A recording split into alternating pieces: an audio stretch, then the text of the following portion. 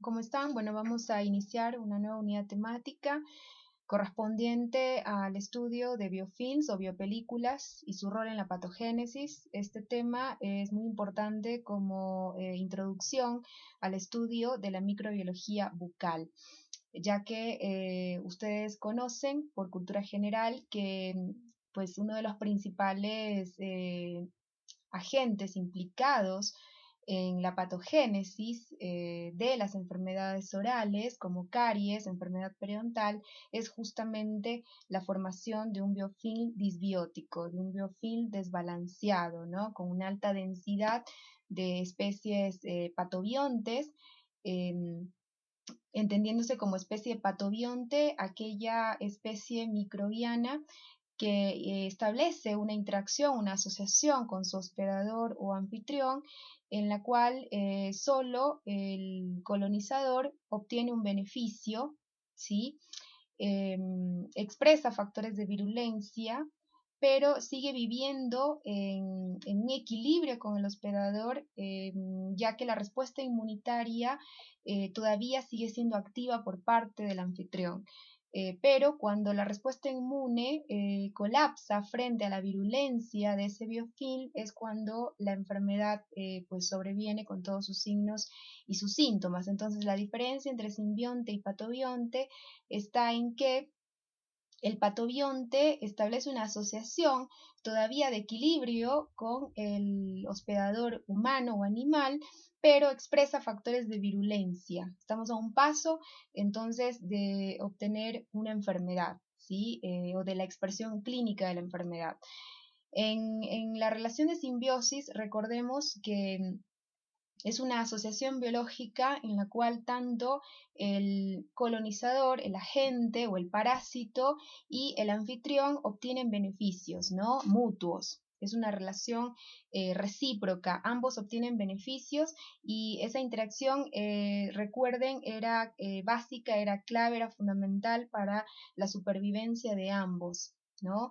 En el caso del patobionte, pues este obtiene beneficios de su anfitrión, de su hospedador, pero no le confiere beneficio a su anfitrión, ¿sí? Solo el colonizador se beneficia, pero todavía se mantiene en un estado de equilibrio, aunque expresa factores de virulencia, pero todavía esa relación se mantiene en un equilibrio sin expresión de enfermedad, sin expresión de patología, hasta que la respuesta inmune del hospedador así lo determine.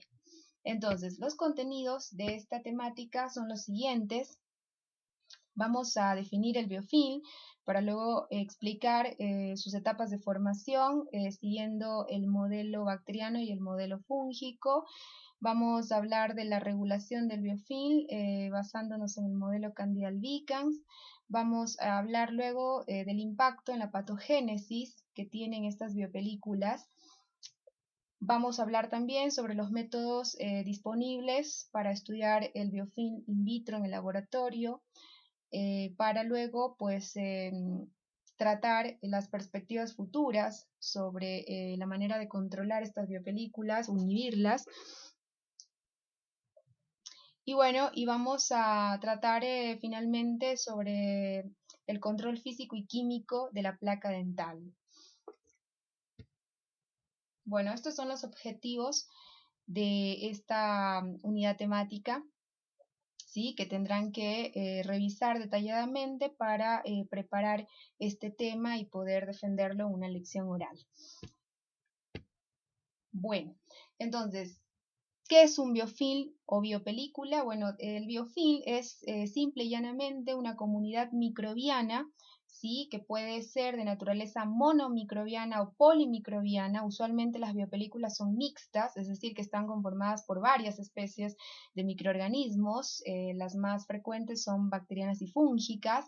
Y esta comunidad microbiana se caracteriza por ser sedentaria y sésil, y formada sobre una superficie o una interfase. Esta superficie sobre la cual se monta el biofilm, sobre el cual se forma el biofilm, puede ser a su vez biótica o abiótica, es decir, viable o no viable, ¿sí? Entonces, superficies que pueden mediar la producción, la formación o el desarrollo de una biopelícula, considerándose este como el principal mecanismo de crecimiento microbiano, el biofilm.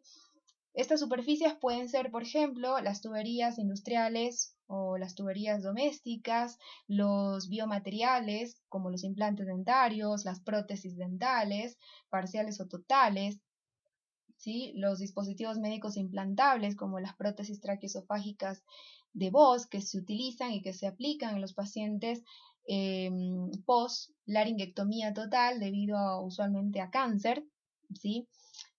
También consideramos como dispositivos médicos implantables indudablemente los catéteres venosos, catéter venoso central, catéter venoso periférico y obviamente los tejidos, tanto animales como vegetales, es decir, las células humanas también pueden ser o pueden ofrecer una superficie que en este caso será viable, será biótica para la formación y el desarrollo del biofilm. ¿Sí? Recuerden que las biopelículas pueden ser en su composición de naturaleza monomicrobiana cuando están conformadas por una sola especie bacteriano-fúngica y pueden ser polimicrobianas, estas últimas son las más frecuentes en la clínica. ¿Sí? Y bueno, la importancia de este biofilm en la clínica médica radica pues en las cualidades que ofrecen, pues son estructuras o son modos de crecimiento bacteriano que adquieren una conformación tridimensional, como vemos aquí, y que pues determinan o promueven la resistencia a los mecanismos defensivos del hospedador, resistencia a las moléculas antimicrobianas, a los desinfectantes, a los antisépticos, y además proveen resistencia a las fuerzas de tracción. Por lo tanto, pues una especie bacteriano-fúngica que sea capaz de formar biofilm, porque así lo viene determinado en su genética, pues indudablemente es más resistente o es más virulenta respecto a una cepa no productora de biofilm. ¿Sí? Es importante que sepan desde ya que la capacidad formadora de biofilm es dependiente de la cepa y esto se ha observado tanto en bacterias como en hongos. O sea, no todas las cepas dentro de una misma especie son productoras de biopelícula. Hay cepas que forman, hay cepas que no dentro de la misma especie. Por ejemplo, se han identificado en la especie Candida albicans cepas con mayor y menor capacidad formadora de biofilm. Igualmente en la especie Candida parapsilosis se reconocen, hay suficientes evidencias de ello, de que existen cepas altas productoras, bajas productoras, moderadas productoras de biofilm, ¿sí? Y cepas que se comportan como nulas productoras de biopelícula. Entonces, ¿cuál de ellas tendrá mayor ventaja adaptativa? Obviamente aquella cepa que sea capaz de formar biopelícula en mayor o menor medida, ¿sí? Indudablemente los biofilms más complejos, ¿sí? Más densos en su estructura, en la cantidad de glicocálix, en la cantidad de matriz extracelular, van a ser obviamente más difíciles de descomponer o más difíciles de disolver, ¿sí? Con los tratamientos. Entonces ahí la parte mecánica, la parte de remoción del biofilm o la eliminación del elemento que contribuye a la formación de ese biofilm, como sería por ejemplo una prótesis, es fundamental para que el antibiótico pueda penetrar, ¿sí? Y dentro de la definición de biofilm, un elemento importante que olvidé mencionarlo es que estas comunidades microbianas sedentarias y sésiles que se forman sobre una superficie biótica o abiótica quedan inmersas en una matriz extracelular que está constituida por polisacáridos del tipo del glicocálix o limo, proteínas y otras biomoléculas como ácido desoxirribonucleico o ADN. ¿Sí? Entonces, esta comunidad de microorganismos queda pues inmersa en esta matriz extracelular que estas mismas especies microbianas producen o secretan. ¿Sí?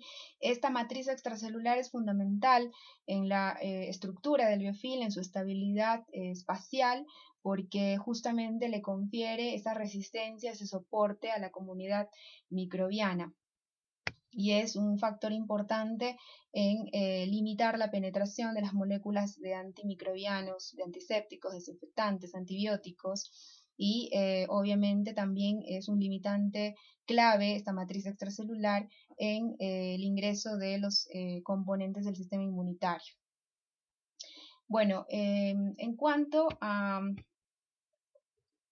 las etapas en la formación de un biofilm, tienen que saber que el desarrollo de un biofilm pues implica 4 etapas que son la adherencia, la iniciación, la maduración y la dispersión. ¿Sí? La adherencia está dada por la unión, es el primer paso en la formación de un biofilm o de una biopelícula, e implica justamente la unión de la especie microbiana, que puede ser bacteriana o fúngica, con esa superficie que puede ser biótica o abiótica. Esa adherencia está mediada inicialmente por interacciones electrostáticas, hidrofóbicas.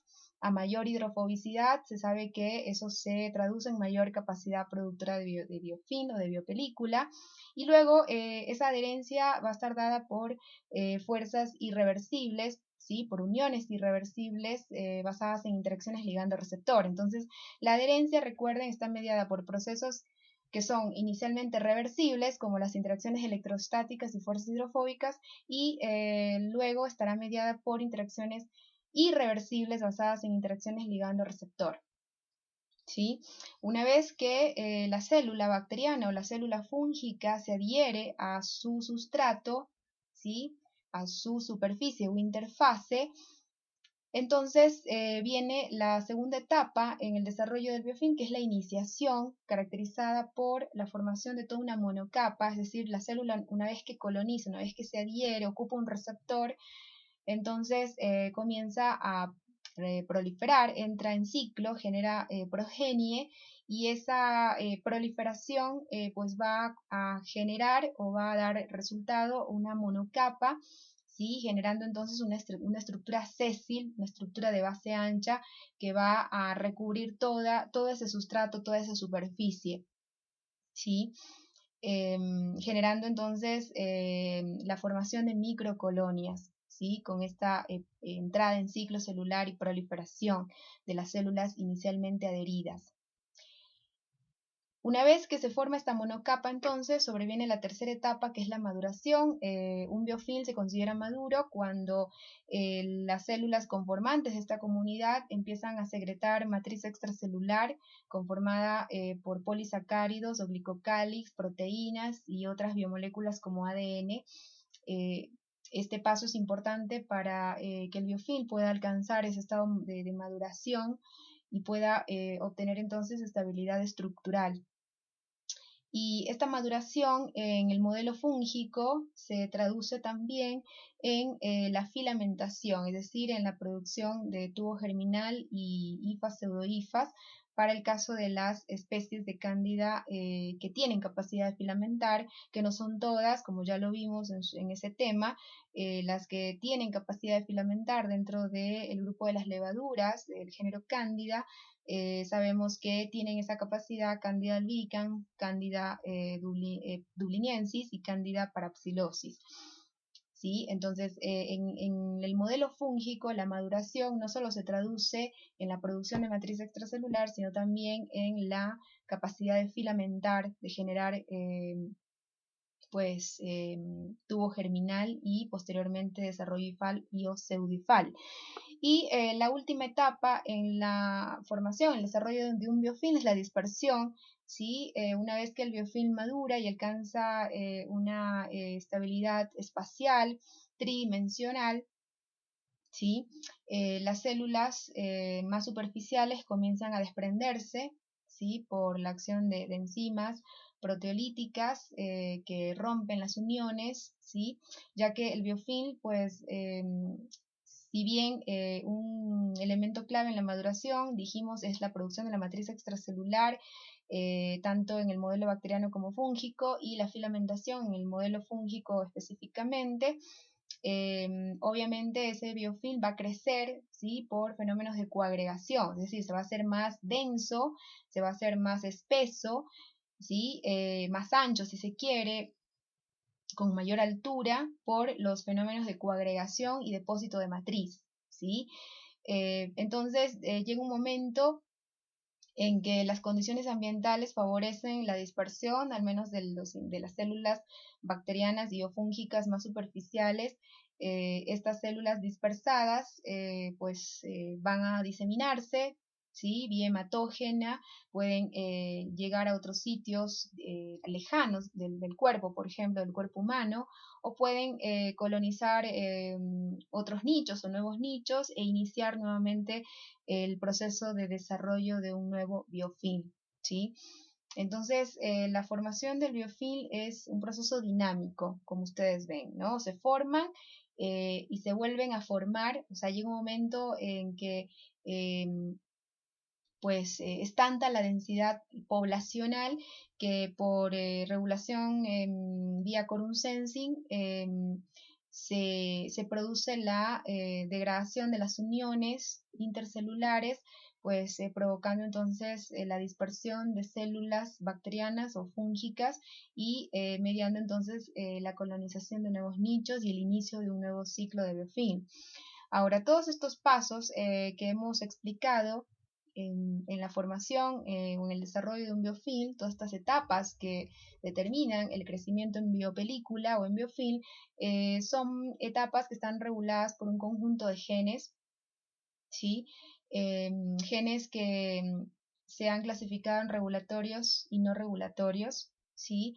En el modelo Candida albicans, por ejemplo, un grupo de norteamericanos liderados por Noville, allá en el 2012, publicaron por primera vez el circuito principal, el core, se podría decir, ¿no? El core de genes regulatorios del crecimiento en biofilm en esa especie fúngica particularmente, un core conformado por 6 genes, ¿sí? Los cuales actuarían sobre o regularían la actividad transcripcional de alrededor de 1000 genes target. Entonces, como ustedes ven, el crecimiento en biofilm es un proceso muy complejo, ¿sí? Es decir, que una sola especie microbiana, para que pueda formar biofilm, necesita activar cientos o miles de genes, ¿sí? Y para activar todos esos genes necesita un grupo de genes máster, de genes regulatorios, de genes claves que van a coordinar la actividad transcripcional de los genes no regulatorios o efectores, ¿sí? Para ese crecimiento en biofilm.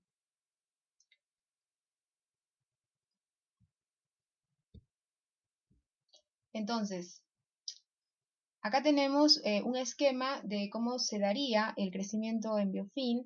Fíjense, el primer paso, la primera etapa en la formación de un biofilm, dijimos que es la adherencia, la unión a esa superficie biótica o abiótica. Entonces, células bacterianas o fúngicas, inicialmente en estado planctónico, si genéticamente tienen la capacidad de producir biofilm, es decir, ese fenotipo, esa habilidad está codificado en su genoma, entonces serán capaces de mostrar un crecimiento sésil, es decir, de dejar de estar suspendidas en un medio, ¿sí? Y adherirse a una superficie, pegarse a una superficie. Recuerden que esa adhesión inicialmente es reversible y luego se vuelve irreversible, ¿sí? Por interacciones ligando-receptor, es decir, interacciones lectinas y azúcares que se expresan en la superficie de estos microorganismos. Entonces, una vez que las células se adhieren de manera individual, empieza entonces el crecimiento y la formación de una monocapa, ¿sí? Con la producción de los primeros niveles de matriz extracelular que está representado en esa cápsula amarilla, ¿sí? Una vez que se forma esa monocapa, entonces empieza ya la maduración del biofilm con la secreción de grandes cantidades de matriz extracelular y obviamente el aumento de la masa microbiana por procesos de proliferación con generación de microcolonias en múltiples capas, como vemos aquí. Entonces el biofilm crece en cantidad de células y se vuelve una estructura más compleja con la formación de abundantes cantidades de matriz extracelular o de glicocálix, que se compone de polisacáridos, de proteínas, de ADN en cantidades variables según la especie que se trate, ¿sí? Se sabe que la composición de esta matriz extracelular es dependiente de la especie y es dependiente de la cepa. Bueno, y la última etapa, una vez que este biofilm creció, ¿no es cierto?, en cantidad de células, en cantidad de matriz extracelular, es decir, adquirió una complejidad estructural. Entonces, es tanta la población celular que por mecanismos de quorum sensing, regulatorios de quorum sensing, pues eso lleva a la cuarta etapa final, que es la dispersión, ¿sí? Donde las células más superficiales de esta biopelícula se van a desprender de esta estructura, ¿sí? Y van a volver al estado inicial para poder, es decir, al desprenderse quedan en estado o en forma planctónica, libres, ¿no? Entonces, al estar libres, pueden volver a iniciar el ciclo de formación del biofilm en cualquier nicho que les sea pues adaptable. Así que esta fase o esta última etapa en el crecimiento en biofilm, que es la dispersión, va a permitir la diseminación de la infección, ¿no? Porque estas células se dispersan y están listas para colonizar nuevos sitios o nuevos nichos. Entonces, justamente aquí lo dice, el último paso es la desunión y vuelta al estado planctónico, comenzando un nuevo ciclo de biofilm, ¿no es cierto? Otro aspecto importante es que cuando el biofilm madura completamente, adquiere este aspecto típico en champiñón. Bueno, entonces a nivel fúngico también se conoce que el desarrollo de biopelícula de biofilm implica 4 etapas, que son, al igual que pasa en el modelo bacteriano, en las células fúngicas se requieren 4 etapas para el crecimiento en biofilm. La adherencia, que ya saben, es la unión de las células individualmente a una superficie por mecanismos reversibles e irreversibles, para luego pasar a la segunda etapa, que es la iniciación, con formación de microcolonias y toda una monocapa de células. Esta monocapa se genera por procesos de proliferación celular, ¿no? Es decir, entrada en ciclo. Las células, fíjense en el modelo fúngico, estas células que estoy mostrando son las típicas pues blastoconidias, ¿sí? Y estas blastoconidias, fíjense, están dividiéndose por gemación, ¿no es cierto? Por emisión de yema, como ven aquí, ¿no? Entonces, aquí tenemos células que no están las levaduras, los hongos tienen un tamaño, el tamaño celular es más grande que el de una bacteria, ¿sí? Y en el caso de las levaduras, ¿sí? La unidad de reproducción es la blastoconidia, ¿sí? Y estas blastoconidias se reproducen por emisión de una yema, ¿sí? Como vemos acá. Hay hongos que también se dividen por fisión binaria como las bacterias, pero las levaduras lo hacen por escisión, es decir, por emisión de yema. Entonces aquí se está generando una nueva conidia, como vemos, ¿no? Y los hongos que tienen capacidad de filamentar, como Candida albicans, tienen a su vez pues la habilidad de formar tubo germinal. Ese tubo se extiende y forma la estructura filamentosa hifa o pseudo-hifa. Bueno, entonces la iniciación va a mediar la formación de una monocapa por procesos de proliferación.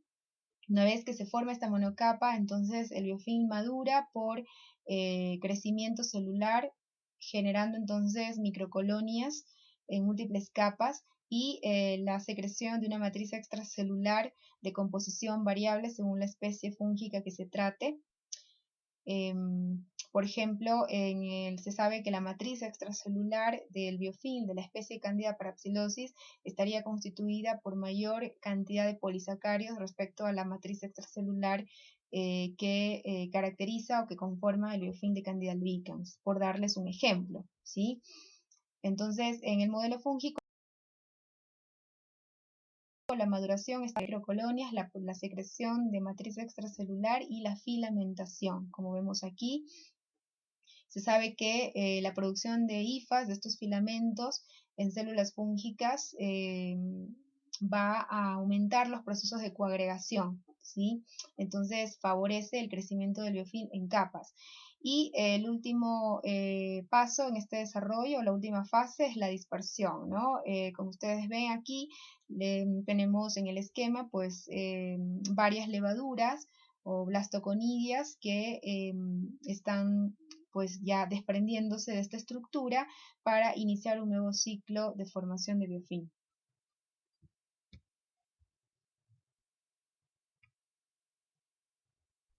Bueno, los métodos para estudiar la regulación del biofilm,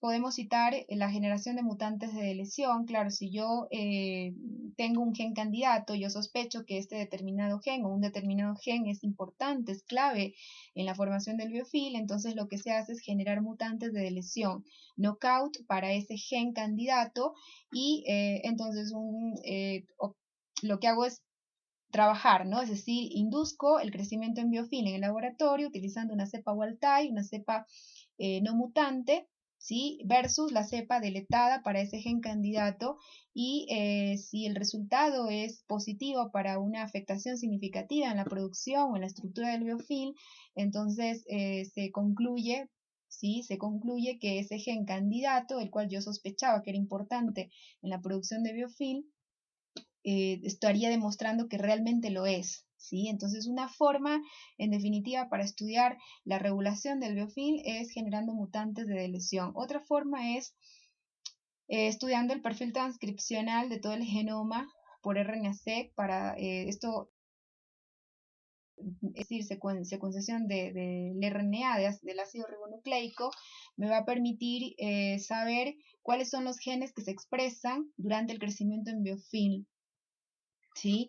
Y saber si comparo con otra especie, por ejemplo, eso me permite saber si la regulación del biofilm es similar en una y otra especie fúngica o bacteriana o difiere significativamente, ¿sí? Por ejemplo, estudios de RNA-seq han podido demostrar que el perfil transcripcional que regula el crecimiento en biofilm en la especie Candida albicans y en la especie Candida parapsilosis es diferente, significativamente diferente, ¿sí? Se han encontrado, sí, o se han reconocido genes que serían homólogos en ambas especies de Cándida, Parapsilosis y albicans, como por ejemplo se sabe que el gen BCR1 es un gen importante para el crecimiento en biofilm en las dos especies de Cándida, ¿sí? Como también lo es FG1, por ejemplo, pero en la mayor cantidad de genes vinculados a este fenotipo, a este crecimiento, son diferentes entre una especie y otra. Eso es lo que se sabe hasta el momento según las evidencias disponibles. Y bueno, los estudios de proteómica realizados, por ejemplo, por Malditov, me permiten también estudiar la regulación del biofilm, ¿sí? Pero los más utilizados para estudiar regulación del biofilm son estos mutantes de lesión y pues de caracterización del perfil transcripcional del transcriptoma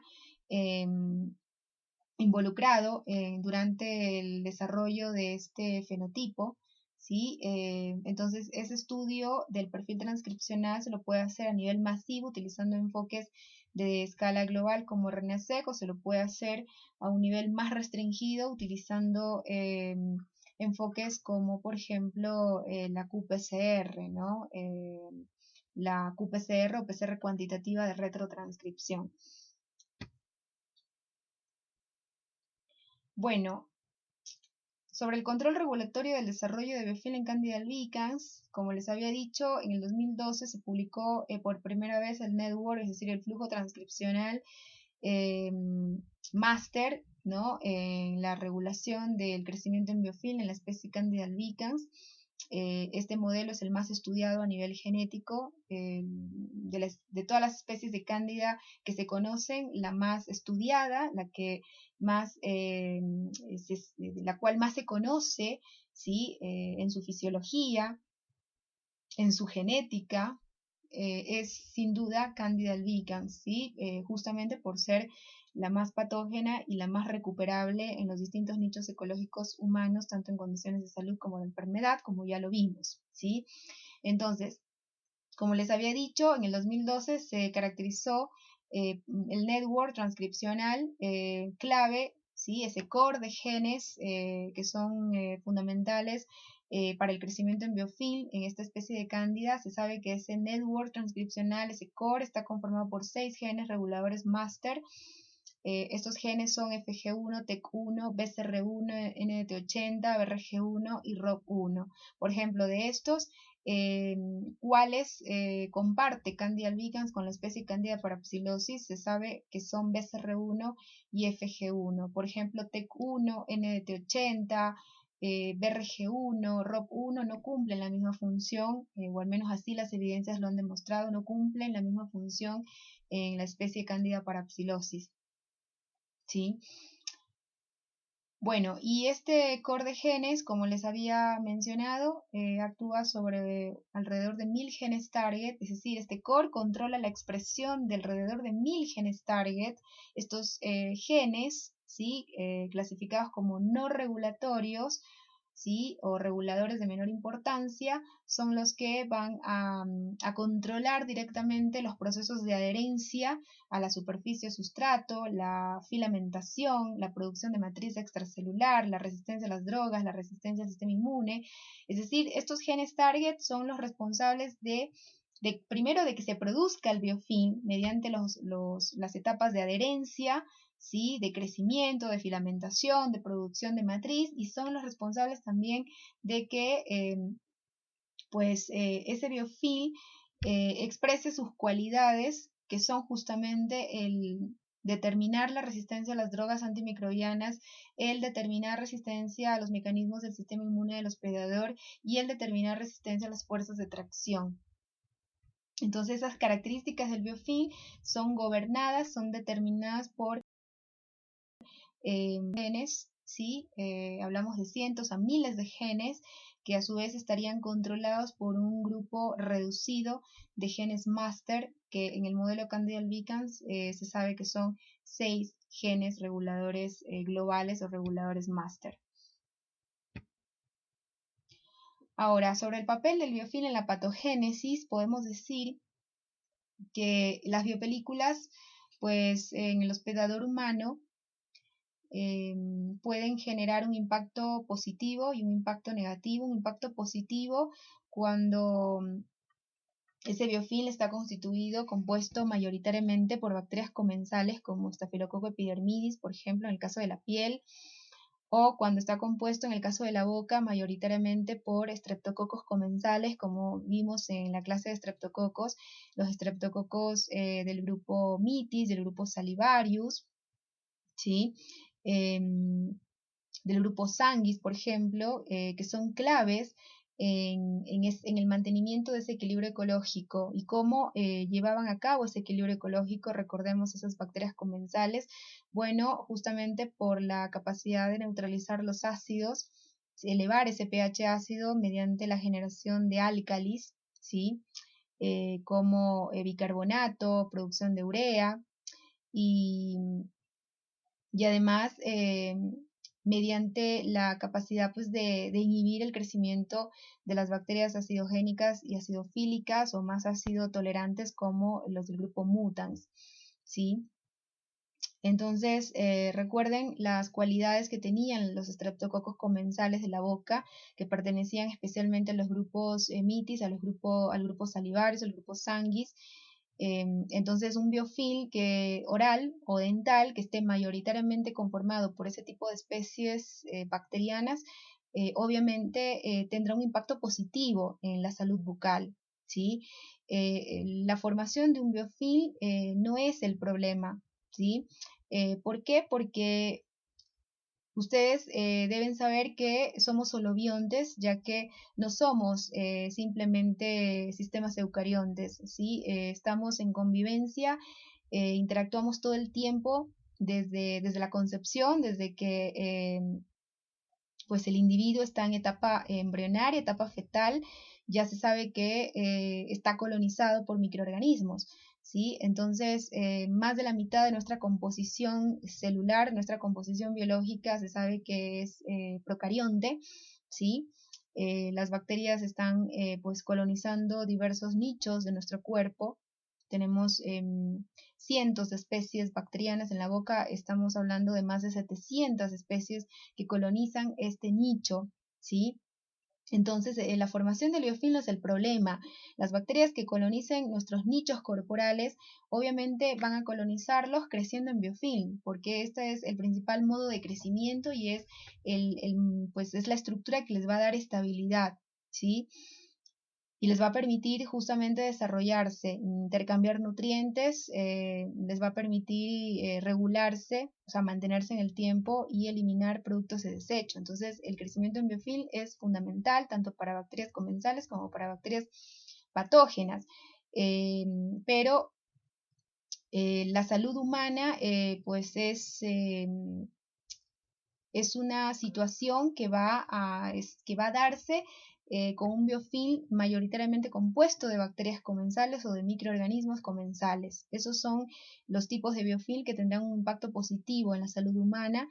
Como ya les había dicho, el ejemplo de un biofilm oral o de una placa bacteriana, una placa dental mayoritariamente conformada por estreptococos comensales de los grupos ya mencionados, ¿sí? De hecho, una boca, una cavidad bucal sin colonización microbiana es simple y llanamente incompatible con la vida. Así que no es anormal estar colonizados de microorganismos. Al contrario, debemos estar colonizados por microorganismos. ¿Por qué? Porque esa colonización, ¿sí?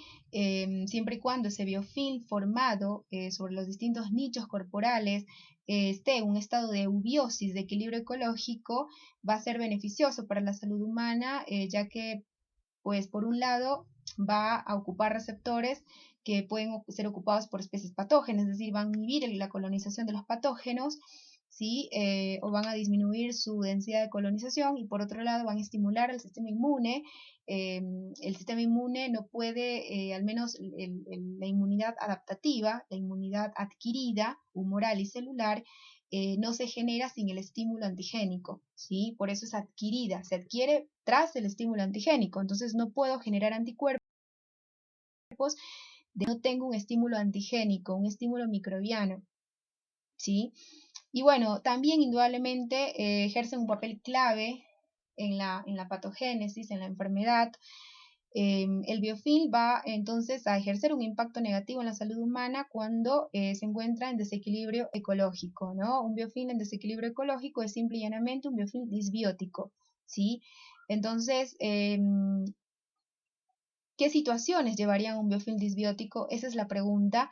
Bueno, hoy se sabe que las condiciones del entorno son las que determinan justamente tanto la estructura, la composición y el comportamiento de esa biopelícula, de ese biofilm, ¿sí? Entonces, condiciones del hospedador hereditarias como la fibrosis quística, un trastorno genéticamente mediado que se transmite con patrón autosómico recesivo, con compromiso multisistémico, donde el pulmón resulta uno de los órganos mayoritariamente más afectados en este trastorno, en esta enfermedad, que se caracteriza por una disregulación en la absorción y secreción del cloro, por una mutación en el gen que codifica el canal epitelial de transporte de cloro.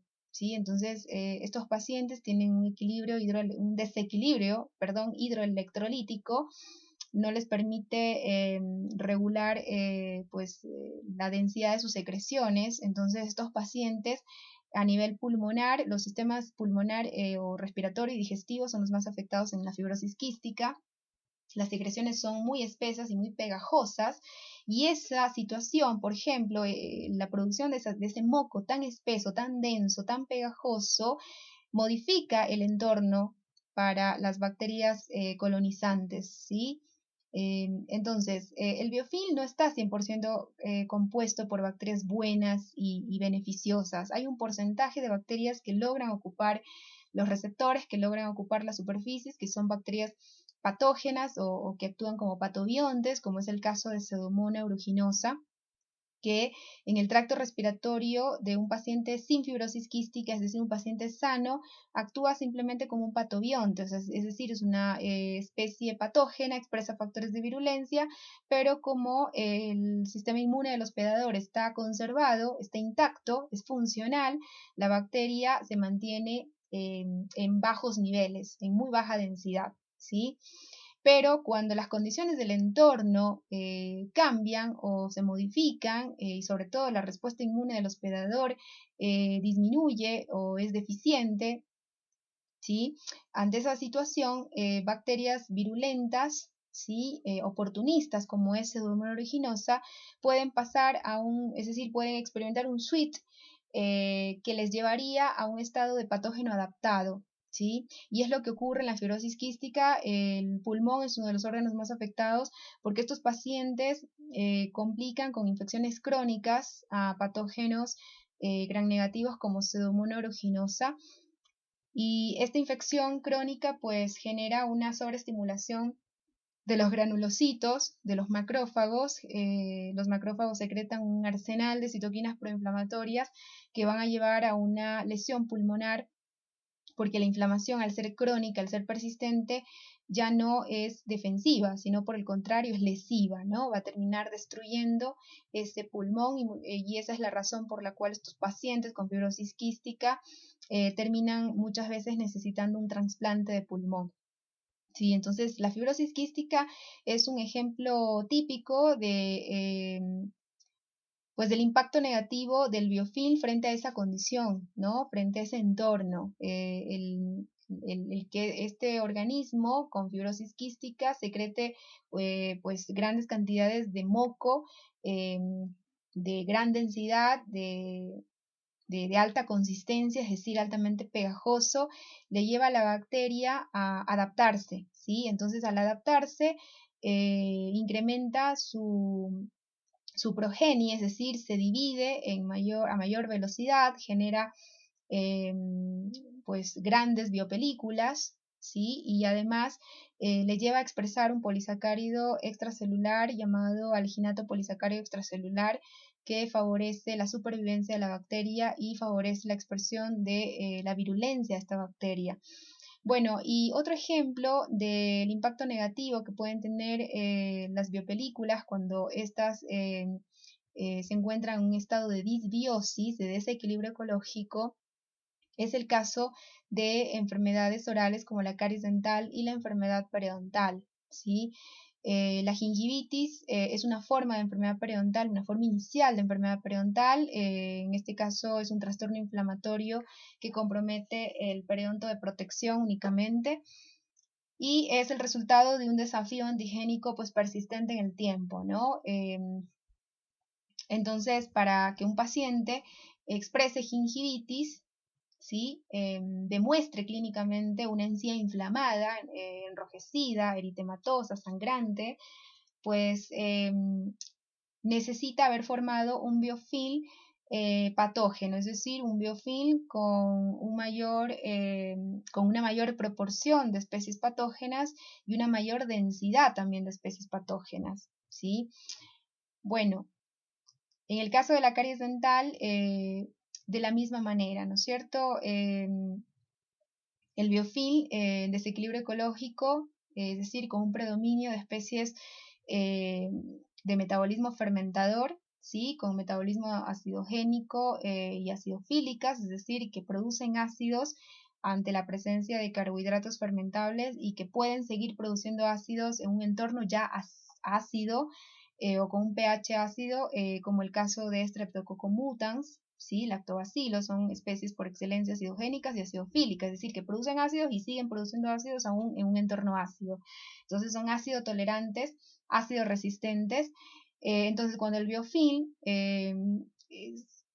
se desbalancea, es decir, adquiere una alta densidad de estas especies acidogénicas, acidofílicas, llamadas también cariogénicas, pues va a llevar a la formación, ¿sí? O va a aumentar la propensión al desarrollo de una caries dental, ya que recuerden, la caries dental y la enfermedad periodontal, al menos la periodontitis, son enfermedades multifactoriales, ¿sí? Son de naturaleza polimicrobiana, pero son multifactoriales, es decir, no basta la participación del biofilm, sino que se necesita de un hospedador vulnerable, un hospedador susceptible, y en el caso de la caries dental se necesita que ese biofilm disbiótico interactúe por un tiempo determinado con esa estructura dental, eh, que obviamente al ofrecer una resistencia disminuida dará como resultado final la formación de la lesión de caries, ¿sí? Ahora, ¿por qué se llegó a un biofilm disbiótico para el caso de caries dental? Bueno, obviamente aquí viene el entorno, como les había dicho, ¿no? El entorno influye, como les dije, en el comportamiento, en la composición, en la fisiología, en la estructura de ese biofilm, ¿sí? Entonces, para el resultado clínico de caries dental, la modificación del entorno está dada por el aumento en la disponibilidad de carbohidratos fermentables. Entonces, un paciente que lleve una dieta alta en carbohidratos fermentables eh, entra en un estado de riesgo incrementado para caries dental. ¿Por qué? Porque el biofilm pues pasará de un estado de eubiosis a un estado de disbiosis, ¿sí? Y en el caso de la enfermedad periodontal, bueno, la gingivitis es un trastorno inflamatorio en el cual es suficiente el desafío antigénico para mediar este cuadro, para mediar la expresión de este cuadro clínico, pero en el caso de la periodontitis lo van a ver mejor cuando perciban la asignatura de periodoncia, pero para la periodontitis, si bien la presencia de un biofilm disbiótico es clave para el desarrollo de la enfermedad, es necesario la intervención de un hospedador vulnerable, susceptible, para que la enfermedad se exprese con todos sus signos y sus síntomas, ¿sí? O sea, el biofilm cumple un rol clave en la patogénesis de la enfermedad periodontal, pero se necesita sí o sí de un hospedador, de un anfitrión vulnerable, ¿sí? Genéticamente propenso a desarrollar una enfermedad destructiva de sus tejidos de sostén dental, ¿no? De su periodonto de inserción.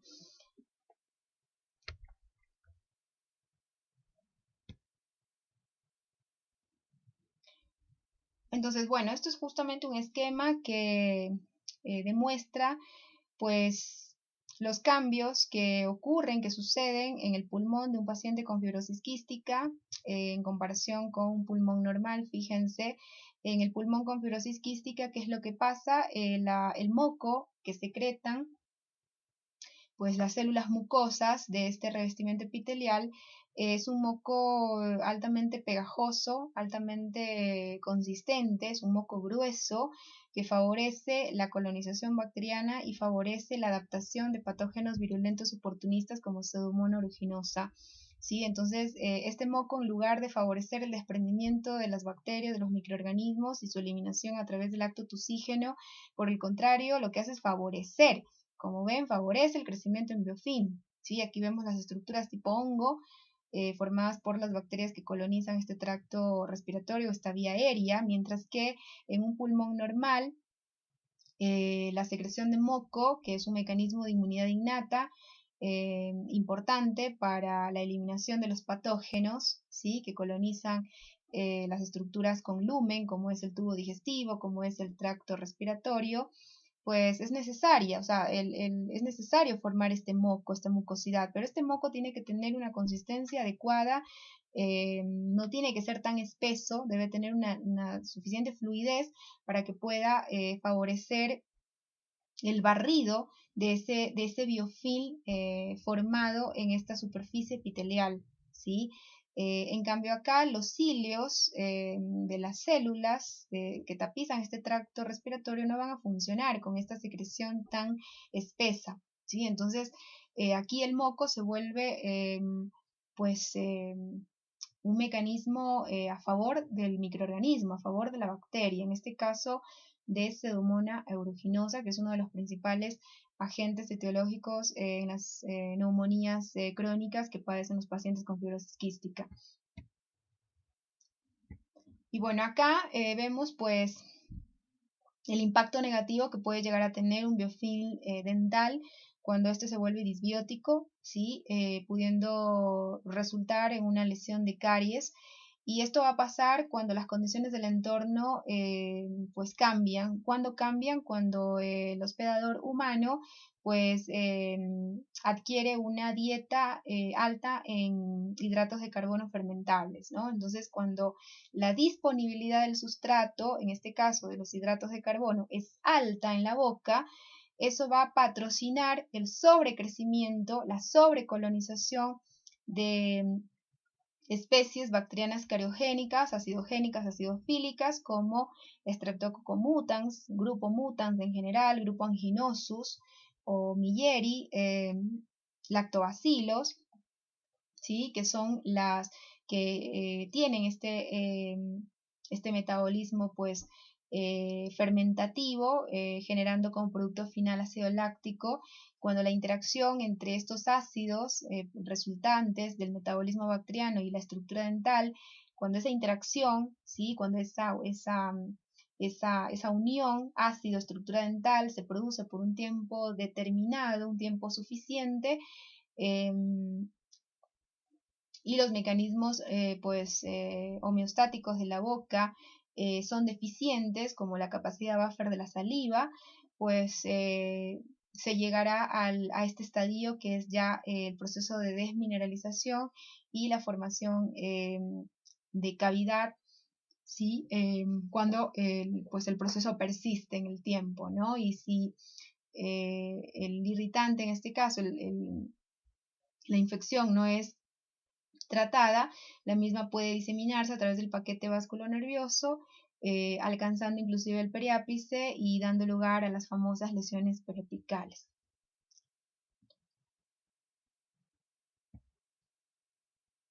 Bueno, ahora, ya hablamos en forma pues muy rápida, muy superficial sobre los métodos o los enfoques que se disponen en laboratorio para estudiar la regulación de un biofilm. Ahora, los métodos que disponemos para estudiar la formación de biofilm en el laboratorio y estudiar su estructura, ¿sí? Su arquitectura, su conformación tridimensional, son los siguientes. Para estudiar solamente formación de biofilm, es decir, para saber si una especie microbiana, sea esta bacteriana o fúngica, es productora de biofilm, para eso utilizamos o tenemos a disposición, por ejemplo, los ensayos de cuantificación de biofilm, ¿sí? Que se los realiza, son ensayos que se largan en placas multiwell, en pocillos, en placas de 96 pocillos. Hay placas de distinta composición, como las de poliestireno, como las de Thermanox, como las de silicona, ¿sí? Es decir, están construidas en materiales diversos y ya hay varias técnicas puestas a punto y publicadas para inducir ese crecimiento en biofilm in vitro en estas placas de multiwell y medirlo por sistemas colorimétricos como cristal violeta y mediante también sistemas como por ejemplo las sales de tetrasolium, ¿sí? Que permiten pues estimar la producción de ese biofilm mediante la medición de la actividad metabólica presente en la biopelícula. Bueno, y para estudiar la estructura del biofilm, es decir, para saber si una bacteria forma biofilm y además estudiar cómo es esa estructura del biofilm, qué organización tiene o qué conformación tiene, su topología, su arquitectura. Entonces, para ello contamos con sistemas ópticos amplificantes como el microscopio óptico compuesto, ¿sí? O podemos hacerlo con microscopio óptico de fluorescencia, utilizando para ello colorantes fluorescentes como el naranja de acridina, el yoduro de propidio, que son intercalantes de ADN. Entonces, la tinción se produce justamente porque la molécula colorante se intercala con el ADN del microorganismo y eso va a generar pues una reacción de fluorescencia, va a generar fluorescencia cuando el colorante es impactado o es excitado por la fuente de luz.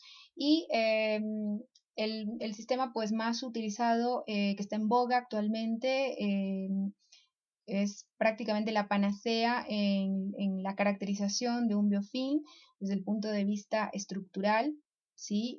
Arquitectural, el microscopio de escaneo láser confocal, que como lo habíamos visto en la clase de microscopía, es simplemente un microscopio de fluorescencia con una unidad confocal, y la diferencia con el microscopio de fluorescencia es que aquí tenemos un enfoque óptico y tenemos un enfoque electrónico, ¿sí? Que nos permite a través de este enfoque electrónico obtener múltiples cortes del espécimen observado, y con esos múltiples cortes o fetas que se obtienen de la imagen, mediante un software de imagen se realizan reconstrucciones tridimensionales que me dan ya el espesor, es decir, con CLCM yo puedo obtener imágenes de esa biopelícula formada con los tres planos del espacio, ¿no? El plano Y, el plano X y el plano Z, ¿no? Es decir, el largo, el ancho y la profundidad. Y además la resolución se maximiza, es decir, obtienes mayor poder resolutivo con el microscopio de láser confocal debido a este pinhole, que recuerden este orificio que se encontraba antes del fotomultiplicador y que es parte digamos, de la estructura del sistema del microscopio, y que permitía enfocar únicamente la luz que proviene del plano que está en foco, ¿no? La luz que provenía de otros planos que no estaban en foco era omitida. Entonces eso se traducía en mayor resolución. Y los sistemas electrónicos como el microscopio electrónico de escaneo, ¿sí? Que también se utilizan para estudiar las biopelículas a nivel estructural, ¿sí? Podemos inferir sobre su composición por la morfología, por el tamaño de los componentes celulares observados, pero sobre todo me muestra pues la superficie de ese biofilm, la topología, ¿sí? Y me muestra cada uno de los elementos celulares en 3 dimensiones. Ahora bien, según la literatura, el sistema de caracterización de biofilm por CLCM sería un mejor enfoque respecto al sistema de microscopía electrónica. ¿Por qué? Porque la preparación del espécimen para su observación por microscopía electrónica requiere un paso de deshidratación, que lo que haría es reducir el volumen de ese glicocálix, de esa matriz extracelular, que es clave, como les había explicado, en la estructura del biofilm, en la arquitectura, en su conformación espacial. Entonces, de alguna manera, los resultados obtenidos por microscopios electrónicos pues van a estar un tanto distorsionados, ¿sí? No van a ser del todo reales. De ahí que los estudios actuales pues defienden o priorizan el uso de este sistema, el microscopio de escaneo láser confocal o microscopio de fluorescencia confocal, para la caracterización de un biofilm desde el punto de vista estructural, ¿sí? Entonces, con el uso de el método FISH, que es hibridización fluorescente in situ, es decir, utilizando sondas específicas de ADN marcadas con agentes fluorescentes, se puede determinar la composición de biopelículas mixtas, o utilizando también tinciones duales basadas, por ejemplo, en agentes intercalantes como el yuro de propidio, naranja acridina, más el uso de lectinas marcadas con fluoróforos, ¿sí? Son opciones para poder estudiar sobre todo biopelículas mixtas, ¿sí? Que están constituidas por especies bacterianas y fúngicas. Entonces yo necesito marcar cada uno de los componentes con distinto colorante, ¿sí? para poder observarlos. Entonces, una forma es usando anticuerpos marcados con fluoróforos, otra forma es utilizando proteínas del tipo de las lectinas marcadas con fluoróforos. Las lectinas se van a unir a los azúcares, por ejemplo, de la matriz extracelular, a los azúcares que tienen las células fúngicas conformando su pared celular, como los glucanos, o usando directamente moléculas fluorescentes que se intercalan en el ADN de la célula. Entonces se meten en el ADN, se intercalan y de esa manera puedes generar un contraste, identificar la estructura en función de su morfología y de su tamaño. ¿Sí? De ninguna manera los sistemas amplificantes, ya sean ópticos y electrónicos, de ninguna manera te van a dar identificación a nivel de especie, ¿no? Vos puedes inferir sobre la especie microbiana, si es bacteriana, si es fúngica, en función del tamaño celular, la morfología celular, pero no puedes inferir, al menos en el caso de las bacterias, no puedes hacer inferencias en cuanto a género y especie. Para eso necesitas realizar cultivos, estudios microbiológicos convencionales o identificación por la caracterización del ADN. Bueno, entonces, por ejemplo, esta es la imagen de una biopelícula, es la estructura, como ven, de un biofilm formado por una cepa baja productora de biofilm de la especie Candida parapsilosis. Esta imagen fue obtenida en microscopio óptico compuesto, microscopio óptico de luz, ¿sí? De luz transmitida. Y aquí el espécimen, es decir, el biofilm, una vez formado, fue fijado y fue teñido con cristal violeta, ¿sí? Y se hizo un contraste con Alcian Blue. Entonces, las partes que ustedes ven de color más azul, más azuladas, representan los depósitos de matriz extracelular, ¿sí? Y las estructuras o los elementos que se ven de color más violeta, ¿sí? O más morado, pues representan los elementos celulares, que en este caso serían las levaduras. Como vemos, fíjense, los elementos de color violeta tienen una forma pues ovoidal o esférica, son las famosas conidias y blastoconidias que caracterizan pues a las levaduras del género Cándida, ¿no? Y los depósitos que vemos de color azul son los depósitos de glicocálix de matriz extracelular que está depositada, como ustedes ven, sobre las células y entre las células, actuando como una especie de pegamento y de andamio, a la vez dándole soporte al componente celular de esta estructura. Aquí la imagen, como ustedes observan, es obtenida únicamente en dos dimensiones, ¿no? El plano Y y el plano X, es decir, el ancho y el largo, pero no tengo la profundidad. Si yo quiero obtener profundidad, necesito caracterizar, necesito estudiar este biofilm por enfoques como microscopio de láser confocal. ¿Sí? Pero en dos dimensiones podemos decir que esta biopelícula demuestra una topología en tipo red o de aspecto reticular, como ustedes ven, observamos pues cordones interconectados de células de levadura, células esféricas o ovoidales, con agregados pues entre y sobre las células de matriz extracelular, ¿no? Dando un aspecto como si fuera una malla, ¿no? Como si fuera una red, como ustedes ven.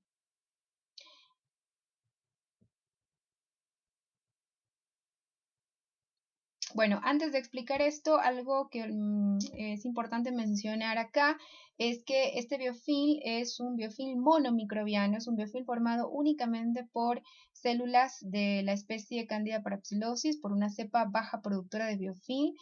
Este biofilm se indujo in vitro, se indujo en el laboratorio en placas de poliestireno.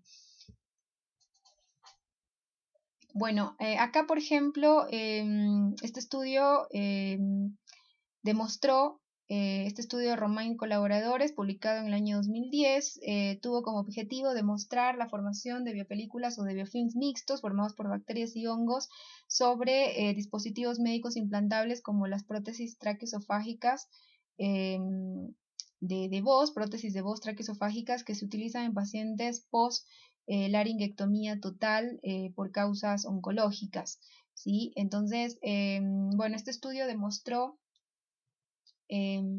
que estas prótesis favorecen pues la formación de biopelícula, pues son dispositivos médicos implantables que dan lugar o que condicionan la formación de estas estructuras, de estas comunidades microbianas formadas constituidas tanto por bacterias y por hongos. Entonces aquí ellos utilizaron el microscopio de escaneo láser confocal para poder caracterizar este biofilm tanto en 2 dimensiones como en 3 dimensiones y usaron justamente 2 colorantes, ¿sí? Por un lado yoduro de propidio, que está demostrado en la imagen en color rojo. El yoduro de propidio es un agente intercalante que se mete en el ADN de las células, ¿sí? Vivas o muertas, y utilizaron una lectina pues marcada con un fluorocromo FITSE que se ve verde, ¿sí? O que se ve en el canal verde y que lo vemos aquí pues de fluorescencia verde simplemente. Entonces esta lectina se va a marcar todo lo que es matriz extracelular, porque ya saben, las lectinas son proteínas que reconocen azúcares, se unen específicamente a los azúcares, donde hay azúcares se unen. Entonces, como la lectina está marcada con FITSE, con este colorante fluorescente verde, ¿sí?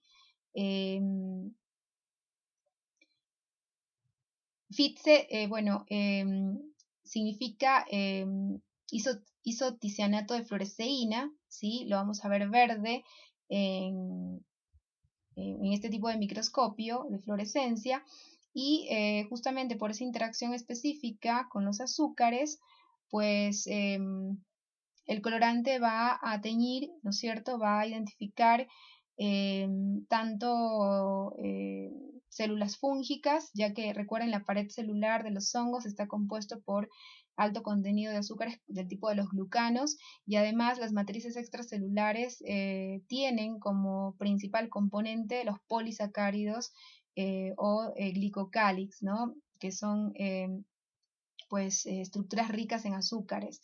Entonces, todo lo que vemos verde, ¿sí? En formas amorfas, como vemos, como estoy señalando, estos depósitos amorfos que se ven verde, que los tengo acá, que no tienen ninguna forma, sino por el contrario, son amorfos, representa la matriz extracelular, ¿sí? Pero acá, por ejemplo, lo vemos a mayor aumento y ya esto ya es una reconstrucción tridimensional, ¿sí?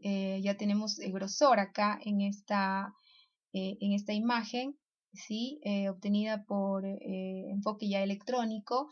¿Y qué vemos? ¿No? Vemos formaciones filamentosas, ¿sí? Que por su tamaño es imposible hablar aquí de bacterias. Hay bacterias filamentosas, pero estas no son bacterias, son simplemente estructuras cifales de células fúngicas. Vemos en rojo marcado con yoduro de propidio, células de levadura, ¿sí? Aquí tenemos las conidias, ¿sí? Y vemos estructuras más delgadas, ¿sí? También filamentosas, y su diámetro estaríamos hablando de bacterias filamentosas, ¿sí?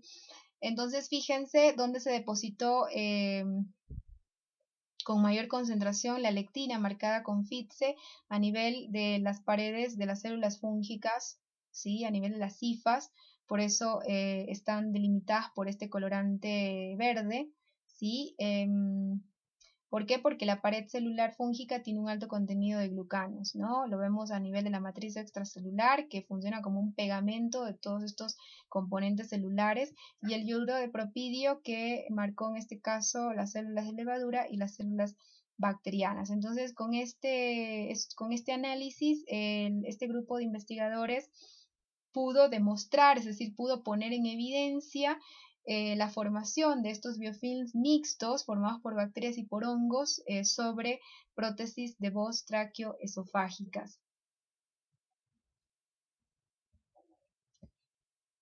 Bueno, aquí tenemos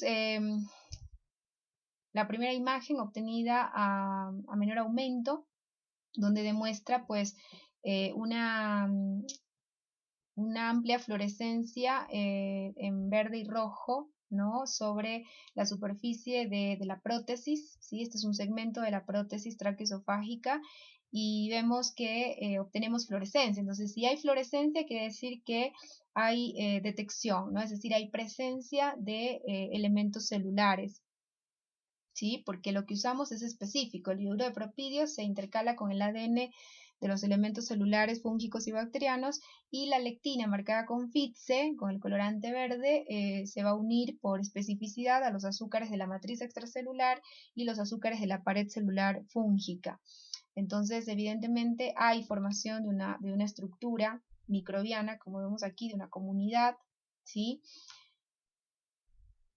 Bueno, fíjense en este corte ya tridimensional obtenido con este microscopio del CLCM, microscopio confocal de fluorescencia, donde ya podemos tener relieve, ¿sí?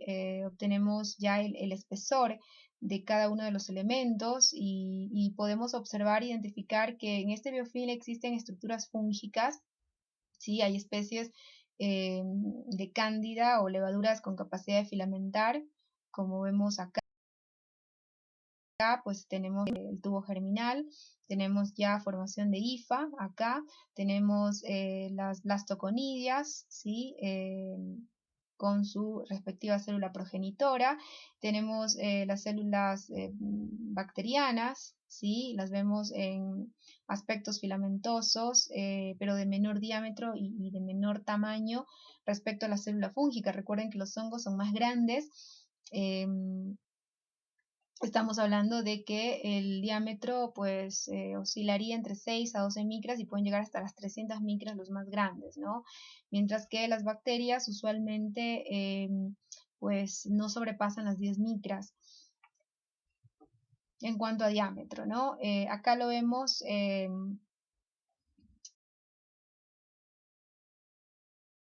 pues un método pues que es una masa verde, significa unión de lectina marcada con FITSE a los azúcares de la matriz extracelular.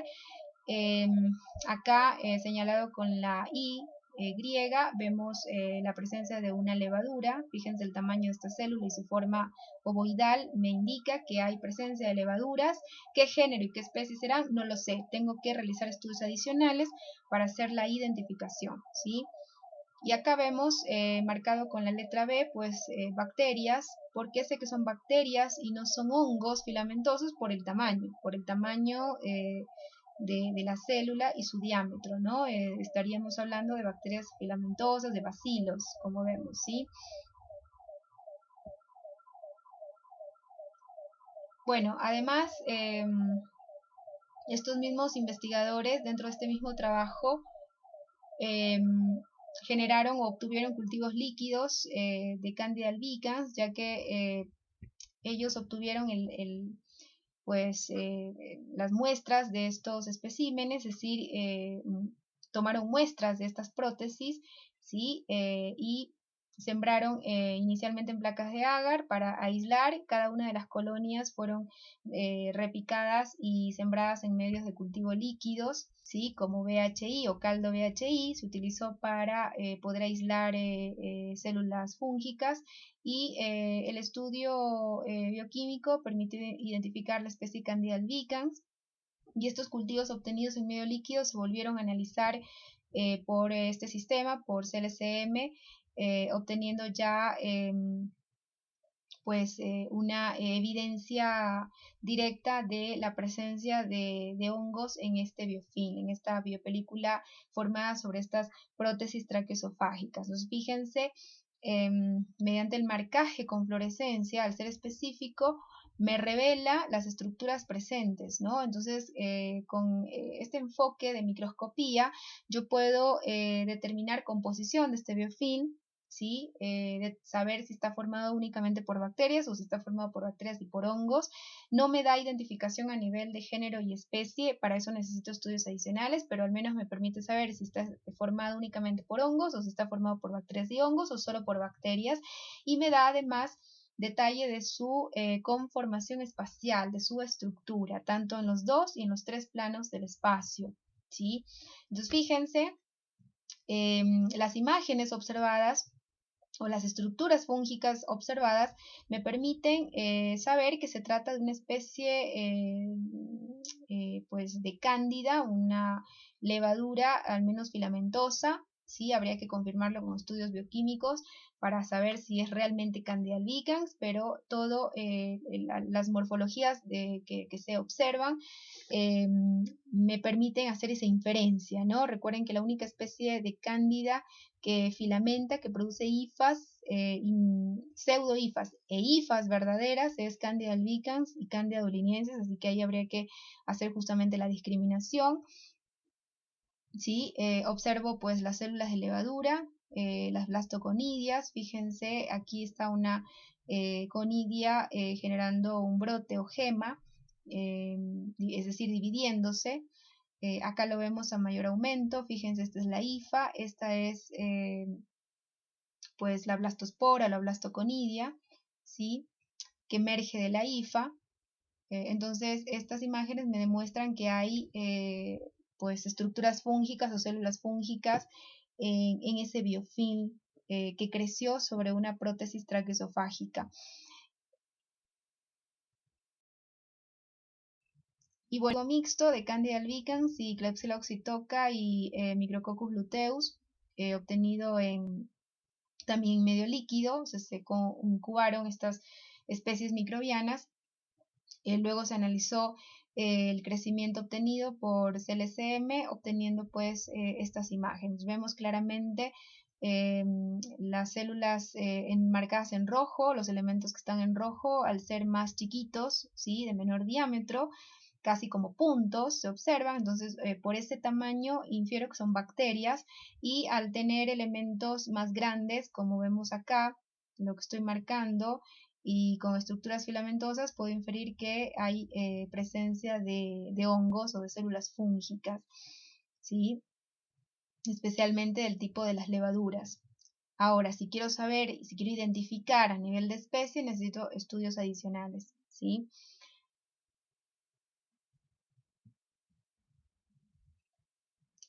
Bueno, este es el trabajo del que les estuve contando sobre la aplicación del CLCM en la caracterización de biofilms mixtos mediante una técnica de doble tinción, si les interesa leerlo en mayor profundidad. Y bueno, este mismo trabajo caracterizó estas biopelículas formadas sobre las prótesis traqueosofágicas de pacientes con laringectomía total. Y caracterizaron también esos biofilms formados sobre estas estructuras con microscopio electrónico de escaneo, ¿sí? Y bueno, como les dije, es un sistema también útil para estudiar de manera muy somera la composición de un biofilm, sin entrar en tanto detalle. En ese aspecto no hay mayor diferencia con el CLCM, pero la diferencia fundamental está en que las imágenes obtenidas con este sistema sobre la arquitectura de ese biofilm, sobre la estructura espacial, van a estar un tanto distorsionadas, alejándose de la realidad, ¿sí? ¿Por qué? Porque para poder observar un espécimen con este tipo de microscopía, como les había dicho, se necesita un paso de deshidratación de la muestra, y ese paso de deshidratación va a generar una reducción en el volumen del glicocáliz, en el volumen de esa matriz extracelular, provocando una distorsión en la arquitectura de esa biopelícula, ¿sí? Pero fíjense, una de las cualidades de este sistema de microscopía es que nos otorga pues un aspecto tridimensional de los componentes presentes en el biofilm, ¿sí? Nos muestra toda la topología superficial de la estructura y fíjense, aquí podemos observar los depósitos de bacterias, ¿sí? Sobre estos agregados de matriz extracelular. Acá vemos a mayor aumento que estas bacterias tienen formas bacilares, son bacilos, pero más de eso no puedo decir. Tengo que hacer estudios de identificación convencionales y o moleculares para poder hacer la identificación de estas bacterias bacilares. ¿Qué más me muestra? Me muestra células de mayor tamaño, de mayor diámetro, o ovoideas o esféricas, entonces intuyo que se tratan de levaduras. Y veo estructuras filamentosas también de diámetro y largo importante, por lo cual me permite intuir que pues esta biopelícula estaría formada por bacterias de tipo bacilares, por levaduras y por hongos filamentosos, ¿no? O levaduras con capacidad de filamentar como Candida albicans. Bueno, y antes de pasar al control físico y químico de la placa dental, simplemente hablar someramente sobre las perspectivas futuras que se tienen en cuanto al control de las biopelículas, como podemos pues inferir hasta el momento en función de lo visto. Las biopelículas tienen impacto tanto positivo como negativo en la salud humana, ¿sí? Tendrán un impacto positivo siempre y cuando pues su composición sea predominante en bacterias comensales, ¿sí? En bacterias simbiontes. Cuando el equilibrio entre simbiontes y patobiontes se rompe a favor de los patobiontes, es ahí cuando ese biofilm pasará a ejercer un impacto negativo en la salud humana, ¿sí? Entonces, por este conocimiento, por este rol clave que ejercen las biopelículas en estado de desequilibrio ecológico en la enfermedad, pues es fundamental manejar y tratar estas biopelículas, es decir, eliminarlas o inhibir su formación, porque la literatura nos demuestra, las evidencias nos demuestran que un gran elemento, o sea, un elemento clave en la generación de la enfermedad es la formación de un biofilm patógeno, de un biofilm desequilibrado, de un biofilm predominantemente formado por especies patobiontes, ¿sí? Entonces, pues la investigación está justamente en generar agentes que promuevan, por ejemplo, la dispersión de las células del biofilm, es decir, mediar su desestabilización, desestructurarlos. También la investigación está dirigida a generar pues agentes que inhiban la adherencia de las células microbianas, bacterianas y o fúngicas a una superficie biótica o abiótica y por lo tanto impedir la progresión a biofilm. Recuerden que el primer paso para que se forme un biofilm es la adherencia. Entonces, si la adherencia se ve inhibida, se ve bloqueada, no se construirá el biofilm, ¿sí? Este no se formará. Entonces, una de las formas es bloqueando la expresión de genes de adhesinas, por ejemplo, y eso se estaría ensayando con, por ejemplo, sirnas, ¿sí? Que son ARNs no codificantes capaces de inhibir o de unirse por especificidad a, pues a cadenas complementarias de ARN, bloqueando su expresión, ¿sí? Y otra forma u otro enfoque sería modificando la superficie de los biomateriales susceptibles de ser colonizados, ¿sí? Entonces, aquí, por ejemplo, es importante, pues antes de colocar un biomaterial, ¿sí? Seleccionar bien el material, ¿sí? De hecho, se están estudiando implantes dentarios con cambios en la superficie para minimizar la formación de biofilm. Se ha demostrado que hay tipos de implantes, ¿sí? Que favorecen la formación, el crecimiento de biopelículas, y hay implantes que por su textura, por su superficie, las características superficiales, pues minimizan la formación de biofilm, ¿sí? Entonces ese es un aspecto también clave a la hora de hacer rehabilitación. En el caso de odontología es un aspecto clave a tomar en cuenta la formación de biopelículas, la formación de biofilm y su rol clave en la patogénesis a la hora de elegir un biomaterial, ¿no? Y a la hora también de pues colocar, por ejemplo, una obturación, ¿no? Por más que utilice un excelente biomaterial con excelentes propiedades mecánicas, ¿sí?